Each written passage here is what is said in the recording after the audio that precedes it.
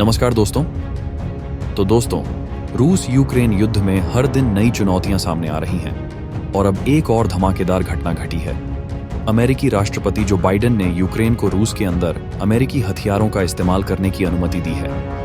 रूस इसे तीसरे विश्व युद्ध की शुरुआत मानता है और इस फैसले को लेकर दोनों देशों के बीच तनाव अब चरम पर पहुंच चुका है। क्या अमेरिका का यह कदम युद्ध को और बढ़ावा देगा या फिर स्थिति में बदलाव आएगा? इस पर नजर डालते हैं, लेकिन आगे बढ़ने से पहले इस वीडियो को एक लाइक करके चैनल को सब्सक्राइब जरूर कर लीजिए, क्योंकि यह आपके लिए 1 सेकंड का काम है, लेकिन इससे हमारी काफी बड़ी मदद होती है। अमेरिका ने यूक्रेन को रूस के अंदर अमेरिकी मिसाइलों का इस्तेमाल करने की अनुमति दी है, जो कि रूस के लिए एक बड़ा झटका है। ये फैसला तब लिया गया है जब रूस की स्थिति युद्ध में कुछ कमजोर दिख रही थी और पुतिन की सेना को मदद देने के लिए उत्तर कोरिया के सैनिक भी रूस में मौजूद हैं। रूस ने इस कदम को पूरी दुनिया के लिए खतरा बताते हुए इसे तीसरे विश्व युद्ध की शुरुआत के रूप में देखा है। तो क्यों रूस इस फैसले से इतना चिंतित है? रूस की प्रतिक्रिया बेहद तीव्र रही है। रूस की संसद के उच्च सदन फेडरेशन काउंसिल के सदस्य आंद्रेई क्लिशस ने बाइडेन के इस फैसले की कड़ी निंदा की है। उनका कहना है कि पश्चिम ने तनाव को इस स्तर तक बढ़ाने का निर्णय लिया है जिससे यूक्रेन पूरी तरह तबाह हो सकता है। वहीं व्लादिमीर दज़बारोव ने कहा कि यह तीसरे विश्व युद्ध की शुरुआत की दिशा में बहुत बड़ा कदम हो सकता है। तो क्या वाकई में यह कदम वैश्विक सुरक्षा के लिए खतरनाक हो सकता है?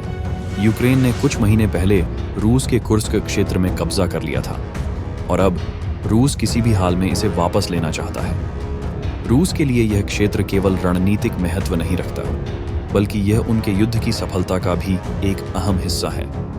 रिपोर्ट्स के मुताबिक अमेरिकी अधिकारी मानते हैं कि इन मिसाइलों का इस्तेमाल मुख्य रूप से कुर्स्क में किया जाएगा। अगर रूस यह क्षेत्र खोता है तो पश्चिमी देशों के साथ संभावित बातचीत में यह एक मजबूत सौदेबाजी का कारक बन सकता है। लेकिन क्या यह रूस के लिए शर्मिंदगी का कारण बन सकता है? यह एक बड़ा सवाल है।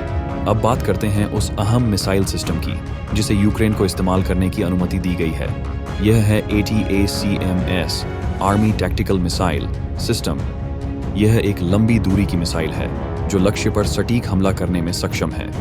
पहले अमेरिका ने यूक्रेन को इस मिसाइल के इस्तेमाल से मना किया था, लेकिन अब उन्हें इसे रूस के अंदर इस्तेमाल करने की इजाजत मिल गई है। अमेरिका का यह कदम युद्ध के रुख को पूरी तरह से बदल सकता है, क्योंकि ATACMS को रूस की गहरी अंदरूनी इलाकों में दागा जा सकता है, जिससे रूस के लिए अपनी रक्षा करना बेहद मुश्किल हो जाएगा।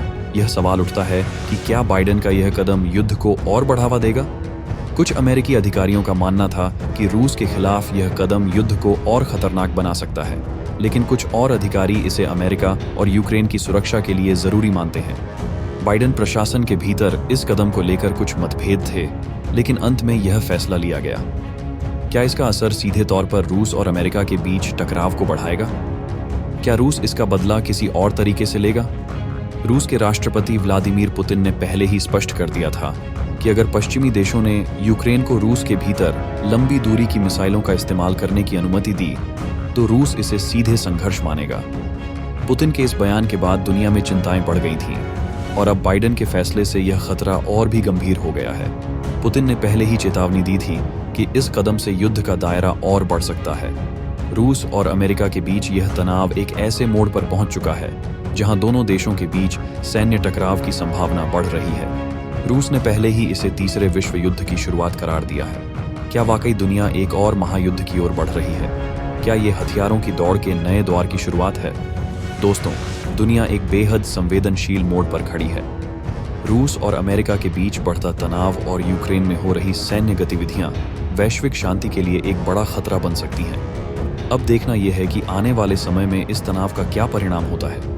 क्या युद्ध और बढ़ेगा या फिर दोनों पक्ष किसी समझौते पर पहुंचने की कोशिश करेंगे?